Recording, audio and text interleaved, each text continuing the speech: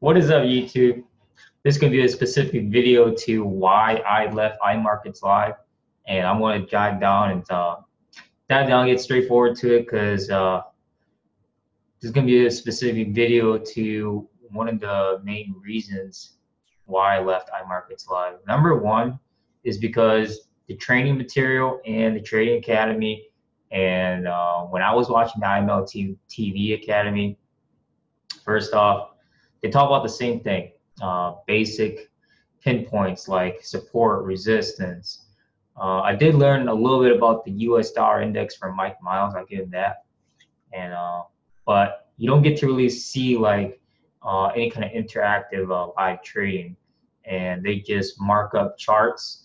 They mark up predictions, and then you get a bunch of, like I said, you get a bunch of brand new beginners that don't know how to trade. So they ask like the most, I wouldn't say dumb questions, but they ask repetitive questions all the time. So you don't really get a specific answer or a specific request on getting the actual knowledge that you need to trade, because there's always specific methods and specific strategies and specific ways to trade.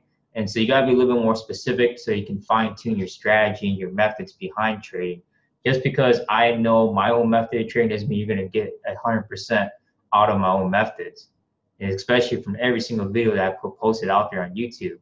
That's just like being flat out honest, because it doesn't matter how much videos you watch. What matters is that you're actually experiencing your own type of trading. So you experience your losses, your profits, and what time frames that you're comfortable with, what sessions you're comfortable with, what currency pairs you like to trade, and what currency pairs you don't like to trade. And so that's very important so that you can justify yourself, especially you have an actual trading plan, you have the discipline, mindset, and focus behind that. The second reason why I left IML is because, like I said, it was more focused on recruiting. It was more focused on recruiting, more on the marketing side and network marketing side versus teaching people how to trade. And so you have to understand, when you're in a network marketing company, it is more focused on recruiting. You know, it is not really just diving in and focus on selling products or selling the services. I'm just being flat out honest, because if you look at the compensation plan, and if you don't, like I said, the money is being chairman. I'm just being flat out honest on that. The money is being the chairman in the company for iMarkets Live. That's what it comes down to. They don't promote people becoming professional forex traders. They don't promote people becoming, investors or financial advisors or let's see what else. Yeah, investors, professional traders, financial advisors. And like I said, they can't do that because otherwise they have to be licensed anyways.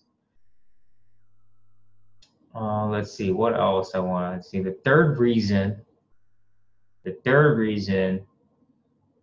that made me left was because the third reason why that made me left was that I had to like really, I just want to learn how to trade. That was the most, that was the number one thing anyways. I wanted to learn how to trade. I didn't care about recruiting people because I've been, like I said, I was a part of network marketing back in 2012.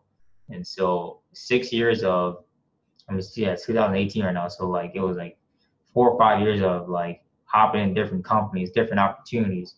It's a lot of stuff. Like you're trying to recruit people, trying to sell a product, do the same thing, right? And then you got to coach them, you got to teach them, and then repeat the same process, especially when you're growing and building a team. And so it gets a little bit hectic. A lot of people aren't ready for that, especially when it comes into network marketing. So I would highly suggest looking at your own self and saying, do I really want to do this? Because if you don't do it, then you're just jumping in for the hype. I'll just be honest about that. You just can't just come in because someone's showing you all this kind of money that they're making from iMarkets Live. It could be just a random commission for the ranks that are involved in compensation plan, and it could be just a lucky day of trading. You never know. And so you gotta be really, you gotta really justify the income, especially when they have the income disclaimer out there. And that's a pretty short video to, my 3 reasons. Because like the last reason is that if I want to be a better trader, then I have to leave and venture off on my own, which I did. And if I chose to stay with the company, obviously I wasn't planning on recruiting people. I was just planning on becoming a better trader for myself and provide forex trading income for myself, for my family. That was my goal. Anyways, that was my goal from the beginning.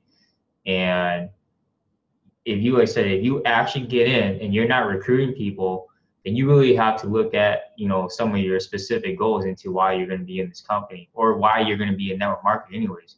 So you shouldn't be testing the waters, especially in network marketing. You should either go all in or go all out. That's what it comes down to. I mean, people sign up for no reason. That shouldn't. That mean you gotta have some kind of commitment behind it, dedication behind it, and some kind of specific goal. Like, okay, what am I gonna do if I sign up in this company? I mean, that's what it comes down to. And so, I mean, I don't know exactly what they're up to anymore. I mean, the site looks still the same. I still keep up to date with some of the guys on Facebook.